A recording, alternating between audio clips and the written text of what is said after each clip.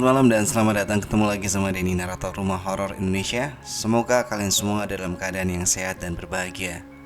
Malam hari ini sebuah cerita fiksi saya bawakan. Ya, fiksi, tapi ini ceritanya menurut saya unik dan bagus. Judul cerita kita di malam hari ini adalah Si Pencemburu. Namanya adalah Semi. Jika dilihat sepintas, kamu tidak akan menemukan sesuatu yang istimewa darinya. Bahkan kamu mungkin ingin memalingkan pandanganmu. Sebab siswa kelas 2 SMA itu benar-benar bersahaja secara fisik atau sederhana sekali. Perawakannya kecil, tinggi tubuhnya tidak semampai, punggungnya bungkuk dan kulitnya pucat. Wajahnya pun kurang menarik. Walau begitu, ia menjadi musuh semua murid di sekolahnya, terutama bagi mereka yang memiliki pasangan. Penyebabnya tidak lain adalah sifat penjemburunya yang berlebihan. Pada awalnya, Semi adalah remaja biasa yang belum tertarik dengan lawan jenis hingga akhir kelas 1 SMA. Pada awal duduknya di kelas 2, ia tertarik dengan salah satu siswi di kelasnya yang bernama Natalie. Layaknya seorang remaja yang jatuh cinta pertama kali, ia terus memperhatikan dan memikirkan siswi itu. Tetapi Semi sangat malu. Bahkan ia selalu menghindari kontak mata dengannya dan salah tingkah di hadapannya. Meskipun demikian, Semi terus berusaha untuk mendekati Natalie hingga suatu saat ia memberanikan diri mengirim SMS yang berisi ungkapan hatinya ke ponsel sang siswi. Pemuda itu berharap mendapatkan jawaban yang ia inginkan. Namun apa yang ia dapatkan benar-benar di luar dugaannya. Alih-alih membalas cinta Semi, Natalie justru mempermalukan dirinya di depan teman-teman sekelasnya. Siswi itu tidak serta-merta membalas SMS Semi, melainkan menyebarkannya ke semua ponsel teman-temannya, termasuk di situs jaring sosial. Ejekan, hinaan, dan tertawaan menghunjam diri pemuda itu pada keesokan harinya. Semi tak menyangka Natalie akan berbuat seperti itu padanya. Dan lebih dari itu, ia juga ternyata sudah punya pacar yang jauh lebih tampan dan bertubuh atletis, seorang pemain basket yang bernama Rama. Dan ia sengaja datang ke kelas Semi hanya untuk menghinanya. Tak sekedar patah hati, ia merasa marah dan jijik. Gadis pujaan hatinya telah berkhianat padanya. Pemuda itu pun meninggalkan kelas sambil menangis dan tidak hadir di sekolah selama seminggu. Sejak kejadian itu, ia menjadi benci terhadap semua orang yang pacaran.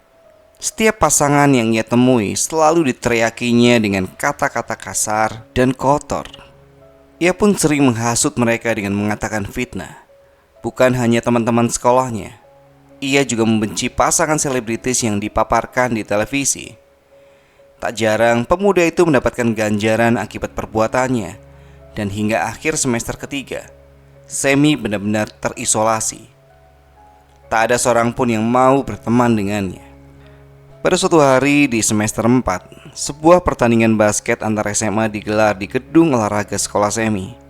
Dalam partai final tersebut, tim sekolahnya berhasil melaju hingga final berlaga di pertandingan penentuan ini. Tentu saja Rama, sang kartu as tim, bermain dengan performa maksimalnya dan disaksikan oleh Natalie yang selalu mendukungnya dari tribun. Di hari itu, kegiatan belajar mengajar ditiadakan. Para siswa diwajibkan menonton dan mendukung tim basket sekolahnya sebagai pengganti kehadiran. Hal itu memaksa Semi untuk menonton meski ia keberatan. Pemuda yang duduk sendiri di tribun timur itu sama sekali tidak menikmati pertandingan, melainkan gelisah dan kesal. Ketika teman-teman yang lain bersorak setiap kali Rama mencetak angka, ia malah mengutuknya dalam hati. Betapa besar kebencian padanya, sampai ia menginginkan dirinya mati, tapi tak bisa berbuat apa-apa selain menyimpannya dalam hati. Di lain pihak, ia tak bisa berbuat yang sama pada Natalie.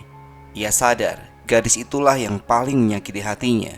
Namun hati kecilnya itu menolak untuk membenci dirinya. Semi masih mencintainya. Pertandingan mendekati puncak. Rama terus-menerus menebar decak kagum penonton dengan aksinya yang gemilang, hingga membawa timnya menuju kemenangan mutlak. Di bangku penonton, Sammy semakin geram hingga tak sadar menggigit bibirnya hingga berdarah. Saat itulah ia bertemu dengan seorang gadis misterius yang entah sejak kapan duduk di sampingnya. Gadis itu sangat cantik dan anggun dengan kulit putih dan rambut hitam panjang berkilau. Ia sepertinya bukan salah satu siswi sekolah Sammy karena tidak mengenakan seragam sekolah. Namun yang paling mengejutkan adalah ketika sang gadis seolah mengetahui betapa dirinya ingin Rama mati dan ia menawarkan diri untuk membunuhnya. Diliputi rasa heran, Sammy tak lantas mempercayai ucapan gadis itu. Ia pun ragu-ragu untuk menjawab pertanyaannya mengenai keinginan untuk membunuh Rama. Gadis itu dapat membaca reaksi sang pemuda yang belum percaya padanya. Ia pun menantangnya untuk menguji dirinya sendiri dengan menunjuk siapapun yang pemuda itu inginkan untuk mati. Siapapun dan dimanapun ia berada. Tertarik dengan janjinya, Sammy pun penasaran. Pemuda itu pun menyebutkan nama, tetapi bukan Rama, melainkan seorang aktor selebritis terkenal yang dikabarkan sedang berhubungan dengan artis yang ia senangi. Dan ia tidak suka dengan hubungan tersebut. Setelah mendengar namanya, gadis itu kemudian menanyakan bagian tubuh mana yang Sammy inginkan. Pemuda itu tidak mengerti untuk apa bagian tubuh itu. Namun sang gadis beralasan hanya untuk bukti bahwa ia telah melakukannya. Dengan sedikit keraguan, Sammy hanya meminta rambutnya. Gadis itu kemudian bangkit meninggalkan sang pemuda setelah sebelumnya mengatakan dirinya bernama Nadia dan memintanya untuk bertemu kembali di belakang gor esok hari. Malam harinya, Sammy mendapat berita terbunuhnya selebriti yang ia sebutkan sebelumnya pada Nadia dengan mengenaskan oleh pelaku yang belum tertangkap dan teridentifikasi. Ia terkejut dan bertanya-tanya, apakah gadis itu yang melakukannya? Jika benar, maka mungkin dialah orang yang dibutuhkan oleh pemuda itu. Keesokan sorenya, Sammy menemui Nadia di tempat dan waktu yang sama seperti yang telah dijanjikan sebelumnya. Di sana ia telah menemukan gadis itu telah menunggunya. Ia kemudian menyodorkan sebuah kotak kepada pemuda itu. Sebuah kotak bukti bahwa Nadia telah melaksanakan tugasnya. Sammy terkejut bukan main saat membuka dan menemukan isinya adalah rambut. Bukan sehelai atau dua helai, melainkan seluruh rambut sang korban, beserta kulit kepalanya yang masih bercucuran darah segar. Saking kaget dan jijiknya hingga potongan tubuh itu jatuh ke tanah.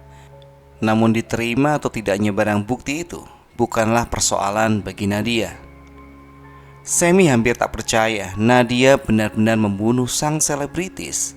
Namun ia tak bisa memungkiri bukti di hadapannya. Entah potongan kulit kepala itu asli atau tidak, pemuda itu tetap yakin dia yang melakukannya. Saat ditanya bagaimana cara ia melakukannya, Nadia tidak mau menjawab. Gadis itu kemudian mengatakan bahwa dirinya tak akan mudah ditemukan apabila seseorang melaporkannya pada polisi. Jadi tak perlu mengkhawatirkan masalah itu. Namun ia menambahkan dua hal yang menjadi syarat untuk Sammy. Hal pertama adalah Nadia hanya bisa membunuh satu orang dalam satu hari. Kedua, pemuda itu tak boleh jatuh cinta padanya. Sammy bisa menerima syarat pertama, namun mempertanyakan syarat kedua. Nadia beralasan itu untuk keselamatan pemuda itu. Apabila ia jatuh cinta padanya, dia akan terbunuh. Gadis itu tak mau menjelaskan lebih lanjut. Pada akhirnya, Sammy menerima syarat itu. Dan saat Nadia menawarkan jasanya, ia telah siap dengan nama lain. Hari-hari berikutnya, media massa dijejali dengan berita terbunuhnya orang-orang terkenal secara mengenaskan dan misterius. Selebriti-selebriti yang menjadi korban kesemuanya adalah laki-laki yang sedang dikabarkan menjalin hubungan asmara dengan artis-artis cantik terkenal. Anehnya, polisi masih belum menemukan tersangka yang melakukan perbuatan itu. Namun seorang saksi mengatakan ia pernah melihat wanita membututi salah satu korban tetapi tak pernah jelas bagaimana wajah maupun identitasnya. Berita-berita tersebut langsung berpengaruh pada masyarakat. Mereka yang sedang berpacaran resah dengan sang pembunuh pacar sehingga menjaga jarak satu sama lain. Beberapa orang bahkan menutupi hubungan mereka atau memasukkan status mereka agar tidak diketahui oleh sang pembunuh. Meski demikian, orang yang tertawa di balik semua ini adalah Sammy. Betapa senangnya ia mendengar berita putusnya pasangan selebritis, melihat orang berjalan sendiri-sendiri, dan ia melihat orang kesepian. Ia puas menyaksikan orang-orang merasakan hal yang sama dengan yang dialaminya selama ini. Walau begitu, ia masih memiliki tujuan akhir yang belum tercapai, yaitu mendapatkan Natalie, dan ia sudah punya rencana untuk itu. Seminggu setelah menyeruaknya kasus misterius itu, tak ada lagi kasus pembunuhan yang terjadi. Masyarakat menganggap pembunuh pacar bukan lagi ancaman dan mereka kembali pada kekasihnya masing-masing, meski beberapa masih ketakutan. Saat itulah Sammy kembali menemui Nadia di tempat biasa. Kali ini ia menyodorkan nama yang telah berada dalam benaknya sejak awal, yaitu Rama, dan anggota tubuh yang diinginkannya adalah hati. Karena ini cerita terjemahan, berarti hati ini maksudnya adalah jantung. Untuk yang kesekian kalinya, Nadia melaksanakan tugasnya dengan baik. Pada keesokan harinya, sekolah gempar atas berita terbunuhnya sang pahlawan basket sekolah di rumahnya. Kejadian ini membuat syok semua sahabatnya, terutama para siswi penggemarnya dan tentu saja Natalie. Di antara mereka, siswi itu yang terpukul paling berat, bahkan sempat pingsan saat pertama kali mendengar berita tersebut. Di sisi lain, Sammy bagikan di atas angin. Ia gembira, tertawa terbahak-bahak sambil meremas-remas jantung Rama yang diberikan Nadia. Betapa senangnya ia, karena musuh yang selama ini membakar hatinya kini telah tiada, dan ia sekarang tengah meremukkan organ tubuhnya. Sekarang yang ia inginkan adalah merebut kembali Natalie, dan itu membutuhkan waktu yang tepat. Pemuda itu sangat berterima kasih pada Nadia. Mungkin itu permintaan terakhirnya pada gadis itu. Namun tak menutup kemungkinan ia akan menemuinya lagi suatu saat nanti. Gadis itu menanggapinya dingin. Bagaimanapun, ia akan tetap berada di belakang gedung olahraga itu jika Sammy membutuhkan. Namun untuk saat ini, mereka mengucapkan salam perpisahan. Beberapa hari berlalu sejak kematian Rama, tetapi awan duka masih belum berlalu dari hati Natalie. Setiap hari ia semakin murung, pendiam dan jarang tersenyum. Ia masih terpukul dengan kematian orang yang sangat dicintainya itu. Teman-temannya berusaha menghibur siswi itu, tapi belum juga berhasil. Mereka khawatir Natalie akan kehilangan seluruh keceriaannya. Di saat yang sama, Sammy melihat situasi ini sebagai peluang. Pada suatu kesempatan, ia berhasil berduaan dengan Natalie karena tugas sekolah. Tak seperti dirinya yang dulu, pemuda itu kini lebih berani melakukan pendekatan pada Natalie. Segala ucapan-ucapan manis dan motivasi ia luncurkan pada siswi itu sampai berujung pada permintaan untuk menjadi pacarnya. Ternyata semua berjalan melebihi dugaannya. Natalie dengan mudahnya menyetujui permintaan Sammy tanpa keberatan sama sekali. Sejak hari itu, Natalie dan Sammy resmi berpacaran. Ia bahagia karena apa yang diinginkannya sejak dulu akhirnya terwujud. Sekarang yang ia inginkan adalah kebahagiaan siswi itu. Keberadaan pasangan itu disambut reaksi dingin oleh teman-temannya. Tidak seperti saat bersama Rama. Mereka menilai Sammy adalah laki licik yang memanfaatkan keadaan. Kendati demikian, pemuda itu berusaha untuk mengabaikannya. Statusnya saat ini lebih penting. Sementara itu keadaan sebaliknya justru dialami oleh Natalie. Mendapatkan kekasih baru tidak juga mengembalikan kebahagiaannya. Ia masih murung dan depresi. Sammy terus berusaha untuk menghiburnya, tetapi tidak juga membuahkan hasil. Bayang-bayang Rama masih belum lepas dari diri siswi itu. Bahkan pemuda itu bisa menilai bahwa senyum yang tersungging di wajahnya adalah palsu.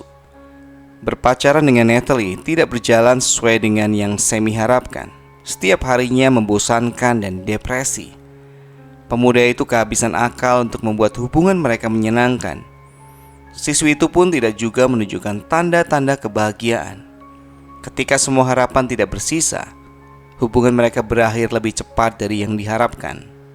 Sammy sangat kecewa dan menyesal. Ia pun gelisah, uring-uringan dan mulai menyalahkan diri sendiri. Akibat sikapnya itu, ia semakin kesepian dan depresi. Pada akhirnya ia kembali berjalan menuju belakang gedung olahraga. Nadia masih di sana, sesuai dengan janjinya bahwa ia akan selalu ada jika pemuda itu membutuhkannya.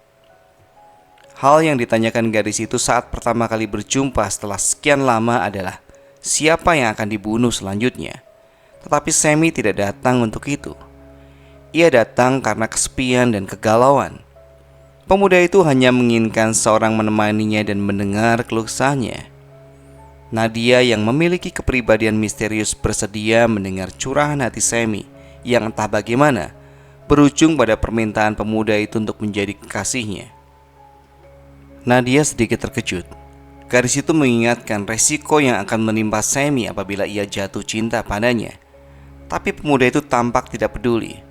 Ia mengatakan dirinya lebih baik mati daripada hidup kesepian. Kendati pun dirinya yang membuat peringatan tersebut, gadis itu ternyata menerima permintaan Sammy. Persyaratan kedua telah dilanggar pada hari itu. Berpacaran dengan Nadia membuka mata Sammy akan sosok sebenarnya dari gadis itu. Jauh berbeda dengan kepribadian dingin dan misterius saat sebelum berhubungan.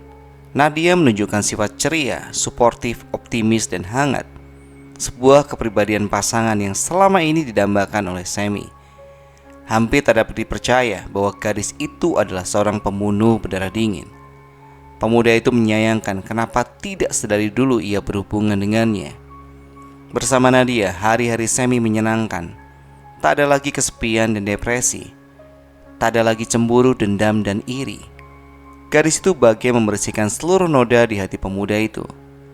Bahkan ia tak lagi minder dengan penampilan fisiknya, karena sekarang telah menjadi bahan perbincangan teman-teman sekolahnya. Sammy merasa telah menemukan kebahagiaan sejati dan tak ingin kebahagiaan itu berakhir. Namun sekali lagi, semua tak berjalan sesuai harapannya. Waktu berlalu tanpa terasa hingga tibalah hari terakhir untuk Sammy duduk di kelas 2. Hasil ujian semester menunjukkan seluruh siswa di kelasnya memuaskan. Semuanya naik kelas, kecuali Natalie. Ia berada di dasar jurang depresinya tepat saat hasil ujian diumumkan. Siswi itu nyaris tidak naik kelas. Terlebih lagi, ia sudah tidak mempunyai pondasi yang kuat untuk tetap hidup. Natalie tewas gantung diri di hari pembagian rapor. Tak ada seorang siswa pun yang bergembira di hari kenaikan kelas. Awan duka kembali menyelimuti mereka. Sammy pun merasakan hal yang sama, namun tidak sedepresi sebelumnya, karena ia telah menemukan penyegar hatinya, Nadia yang selalu menghidupkan kembali semangat pemuda itu. Hari itu Sammy bergegas meninggalkan sekolah untuk menemui Nadia di tempat biasa mereka bertemu. Namun sesampainya di sana, ia tidak menemukannya. Pemuda itu mencoba menghubungi kekasihnya. Belum sempat ia memutar nomornya, sebuah SMS masuk dan kebetulan dikirim oleh Nadia. Pesan itu berisi permintaan untuk menemuinya di dalam gedung olahraga nanti malam. Sammy jadi penasaran setelah membacanya. Kejutan apa yang akan diberikan olehnya nanti? Sayangnya ia tak bisa mencari tahu sekarang. Tidak mungkin masuk ke dalam di siang hari karena pintunya dikunci. Ia harus bersabar menunggu nanti malam. Selepas maghrib, Sammy bergegas kembali ke gedung olahraga. Ia tak sabar untuk segera menemui kekasihnya. Di sana ia mendapati pintu gedung tak terkunci. Nadia pasti sudah di dalam. Tanpa keraguan, pemuda itu masuk ke dalamnya. Suasana di dalam gedung cukup gelap. Lampu plafon tidak dinyalakan dan penerangan hanya berasal dari sinar bulan yang masuk melalui jendela atap. Saat Sammy memanggil Nadia, suaranya menggema ke seluruh penjuru ruangan dan gadis itu menyambutnya. Nadia berada di tengah lapangan bulu tangkis, berdiri sendirian di bawah sinar bulan. Ekspresinya datar, seperti ketika pertama kali bertemu. Sammy heran dengannya. Saat ia datang menghampiri, tiba-tiba langkahnya terhenti. Seseorang menahan tubuhnya dengan kuat hingga ia tak bisa lagi bergerak. Ketika menoleh, ia menemukan orang yang menahannya itu adalah seorang gadis yang sangat mirip dengan Nadia. Betul-betul sama persis.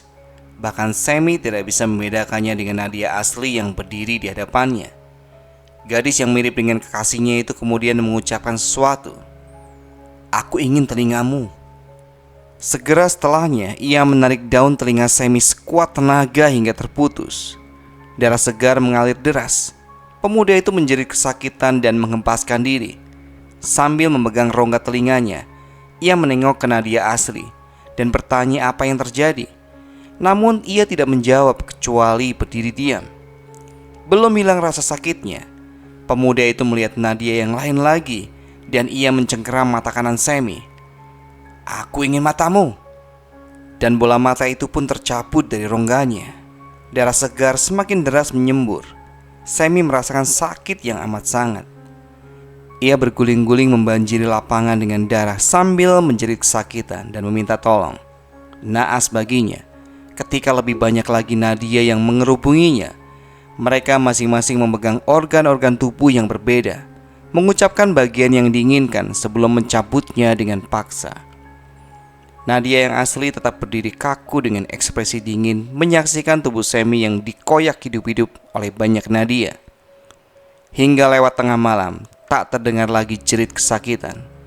Semua Nadia mendapatkan bagian yang diinginkan dan pergi meninggalkan tubuh Sammy yang hanya bersisa gundukan daging yang tak diinginkan.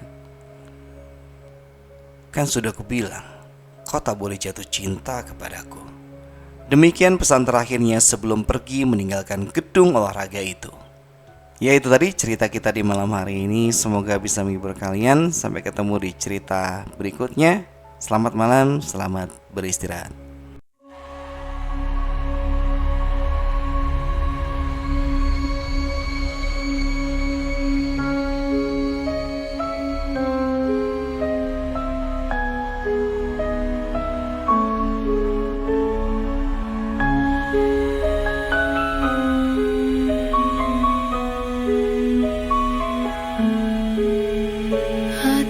Berisik di tengah malam, cerita tentang gelapnya dunia, tangis sunyi, langkah menggema, misteri gelap di balik jendela. Rumah ini penuh cerita kelam, temani malam penuh rahasia. Dengar kisah